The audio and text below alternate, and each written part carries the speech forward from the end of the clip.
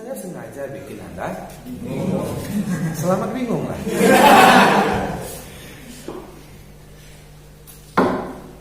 Dulu mana? Budi.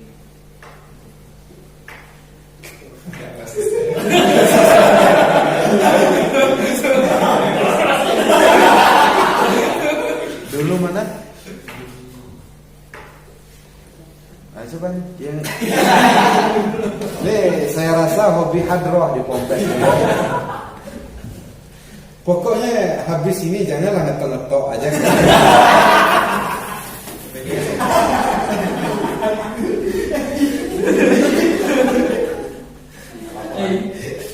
Yang sedang viral sekarang ini kan ada. Oh, bukan ngetoknya.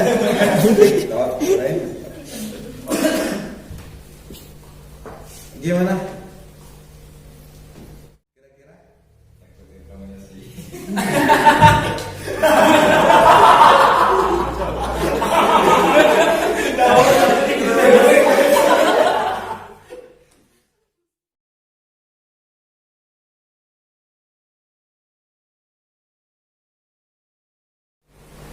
Kan itu. Ada takdir yang berkaitan dengan perbuatan makhluk itu sendiri. Artinya takdir ini sesuai dengan kadarnya, ada takarannya. Dinding ini kalau kita yang ninju tidak akan roboh. Kenapa? Kapasitasnya dikasih beban sekitar 70 kilo mampu dia menahan. Tapi tak kala melebihi kapasitas, maka dinding itu akan roboh. Disitulah takdir yang mu'allaq, takdir yang bisa berubah. Namun takdir yang mu'allaq itu juga tidak bisa serta-merta disebabkan perbuatan manusia itu, tapi adanya penyampaian usaha itu oleh Allah. Tetap usaha pada manusia, namun yang menyampaikan runtuhnya dinding itu adalah Allah. Itu letak takdirnya. Kemudian ada lagi takdir yang mubram, takdir yang ditetapkan pada zaman azali. Di zaman anta berantah, di zaman yang belum kita ketahui, yang sudah tertulis di Lauh Mahfuz. Kita mati, tanggal lahir dan tanggal mati kan. Itu video data lengkap. Sengaja saya nggak masukkan tanggal mati karena saya nggak tahu. Ini sudah ditetapkan pada zaman azali. Entah kalau ada yang request mau mati sekarang, yang mau mati berjamaah.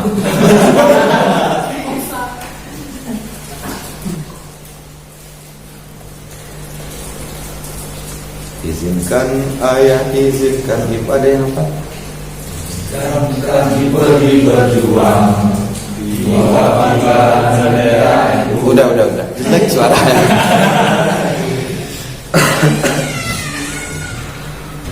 Nah, baru kita kepada aswaja.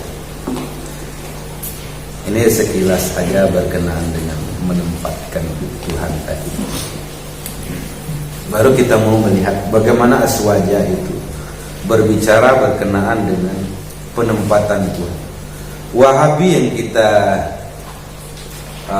kita kasih contoh ya, mengutip Al-Quran surat Toha ayat 5. Coba ada yang apa? Toha ayat 5. Ayatnya apa? Surat Toha ayat 5. Hah? Kembalilah kepada jalan yang benar ya. Bismillahirrahmanirrahim. Ar-Rahman 'alal 'arsy istawa. Ar-Rahman 'alal 'arsy istawa. Kalau ada yang punya Al-Quran digital atau yang di aplikasi Android, punya HP Android semua? Punya sendiri? Ya. Udah mulai agak ragu-ragu.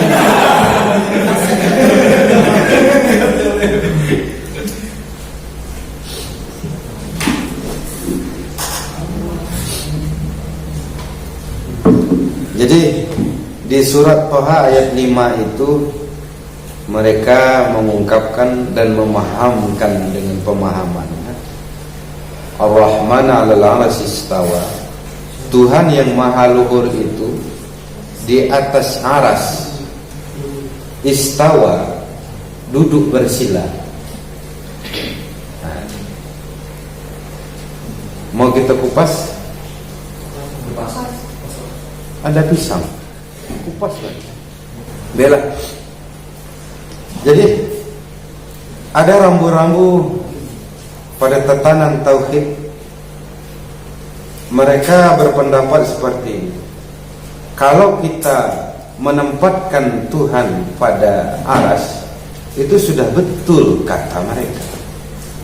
Betulnya di mana? Ya karena kita berpedoman kepada ayat.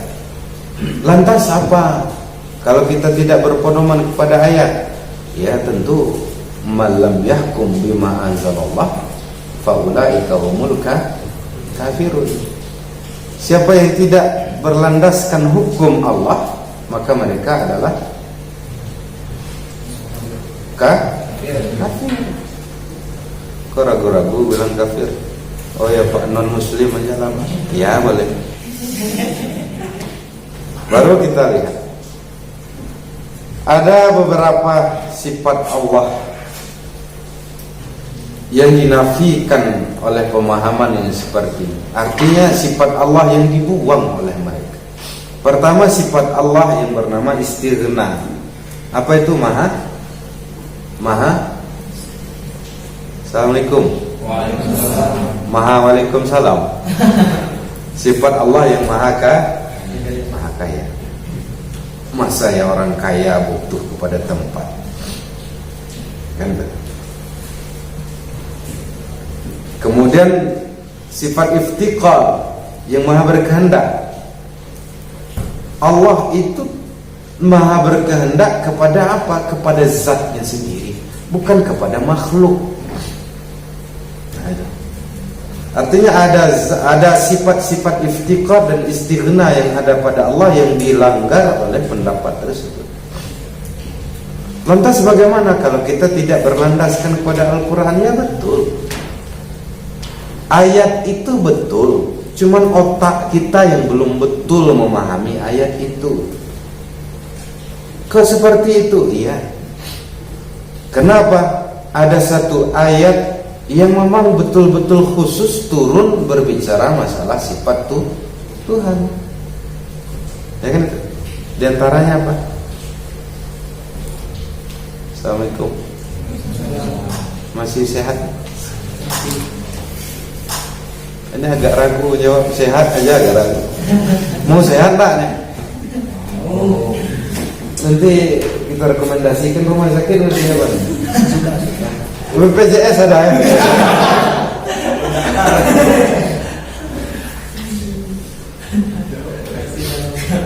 Jadi kalaulah tidak berpedoman kepada Quran, maka dihukum kafir. Iya betul, kita tetap berpedoman kepada ayat itu. Cuman cara memahami ayat itu yang perlu kita robah. Kenapa? Ada ayat yang benar-benar khusus turun berbicara tentang sifat Allah Subhanahu wa ta'ala. Kita lihat asbabun nuzul daripada ayat itu adalah surat Al-Ikhlas. Kata kaum Quraisy yang meminta penjelasan kepada Nabi, basyirni an sifatir rahman, ceritakan kepadaku tentang sifat Allah yang maha luhur itu. Lantas turun surat Al-Ikhlas. Ada yang hafal arti surat Al-Ikhlas? Itu bunyi ayatnya, artinya. Katakanlah Allah. Hah? Ini yang jawab saya. Katakanlah Itu jenggot apa? Punya.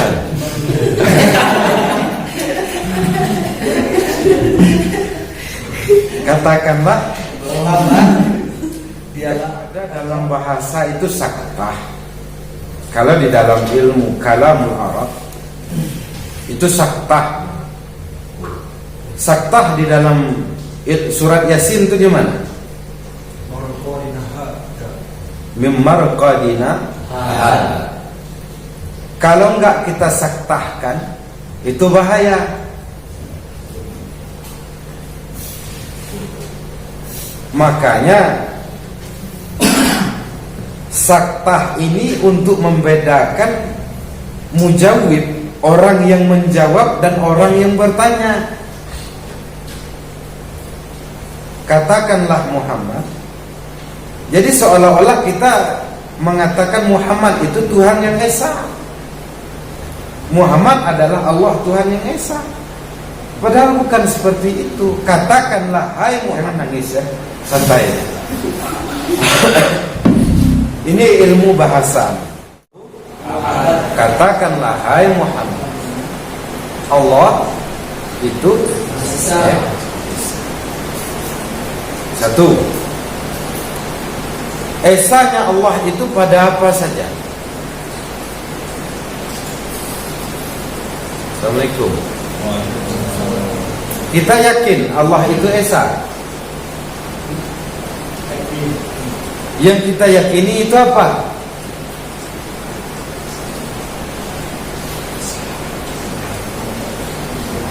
Assalamualaikum. Nah, gimana? Mau dijawab atau enggak? Kalau enggak saya merajuk.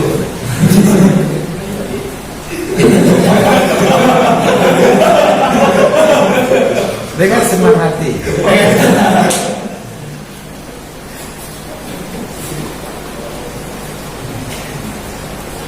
Jadi esanya Allah itu pada af'al, pada perbuatan Allah. Apa dalilnya? Innallaha fa'alun lima yurid. Sesungguhnya Allah berbuat sekehendaknya.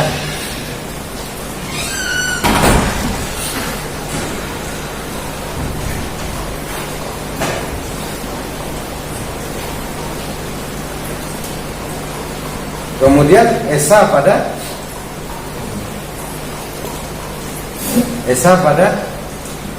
setelah Esa pada perbuatan, Esa pada zat.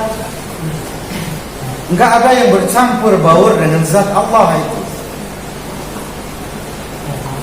Kemudian Esa pada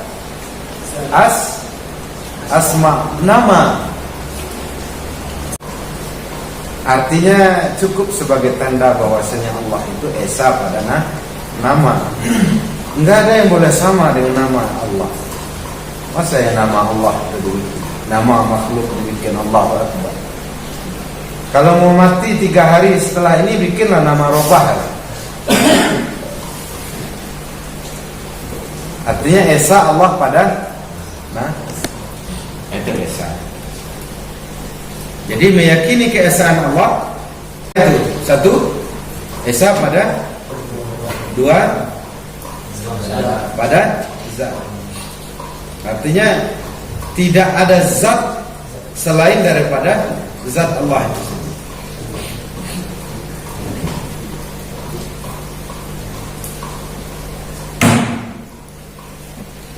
Mana dulu bunyi dan ketokan?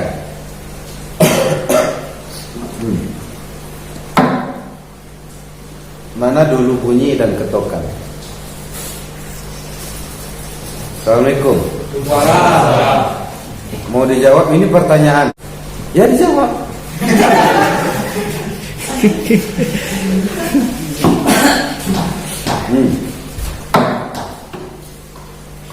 Mana dulu bunyi dan ketokan?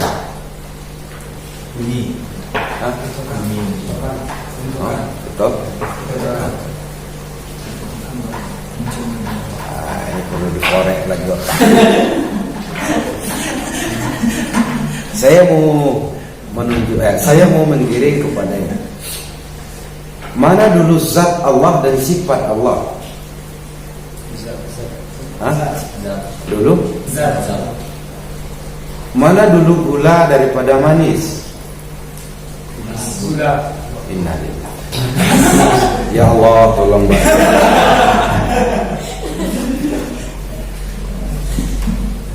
Sudah nih, kita sepakati dulu ketokan.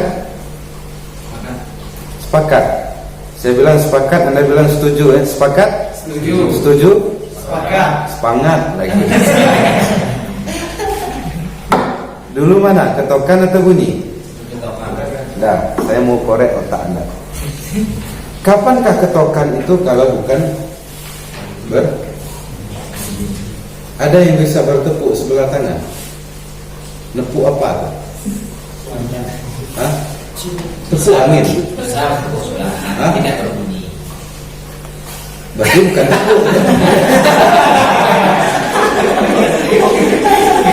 Nah, permasalahannya seperti ini. Permasalahannya seperti ini. Kami bukan kasihan dengan Anda. Yang kita kasihan itu yang menyaksikan Anda nepuk-nepuk apa ini. Nah, kalau sempat ya di ruangan ini orang udah ya seperti itu. Nah, sempat di jalan raya kejadian seperti itu. Rekomendasi ini.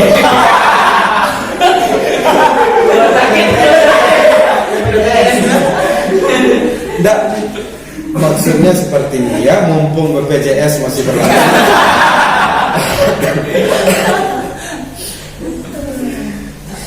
Nah, itu salah. Jadi berbicara kita masalah zat dan sifat Allah Subhanahu wa taala. Mana yang dulu? Kita kasih contoh. Ada takadum zamani dan ada takadum zati. Saya mau melihat sejauh mana Anda memahami ilmu mantik.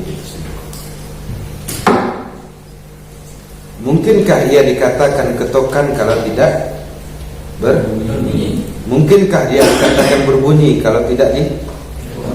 Kapankah ketokan itu dikatakan ketokan? Ketika. Kapankah bunyi itu dikatakan diketok? Ketika.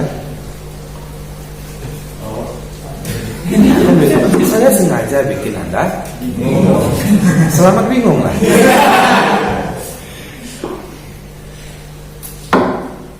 Dulu mana? Bunyi.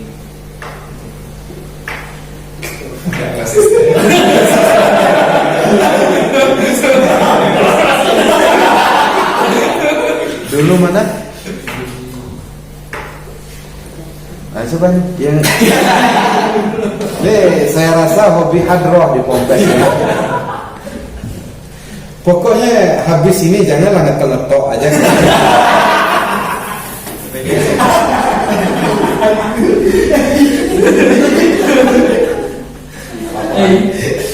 Yang sedang viral sekarang ini kan ada. Bukan ngetoknya.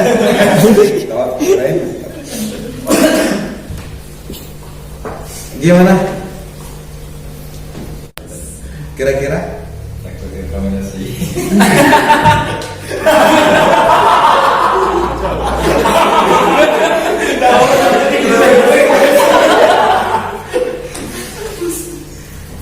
Jadi kalau sudah seperti itu, kata kunci sudah saya kasih. Dia tidak akan dikatakan ketokan kalau tidak. Dia tidak akan dikatakan bunyi kalau tidak diketok. Artinya antara bunyi dan ketokan nggak ada yang dulu, nggak ada yang kemudian. Ada ngetok namanya. Ngetok apa? Hah? Nggak ada sasaran nih, ngetok angin. Angin tuh banyak di belakang, bisa juga keluar. Nggak perlu diketok.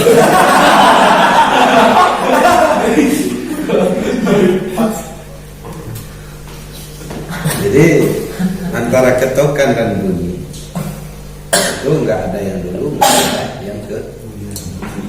Begitu pula zat dan sifat Allah Subhanahu wa taala. Nggak ada yang dulu, nggak ada yang la hiya huwa wa la hiya ghairu. Zat itu bukan sifat, sifat itu bukan zat.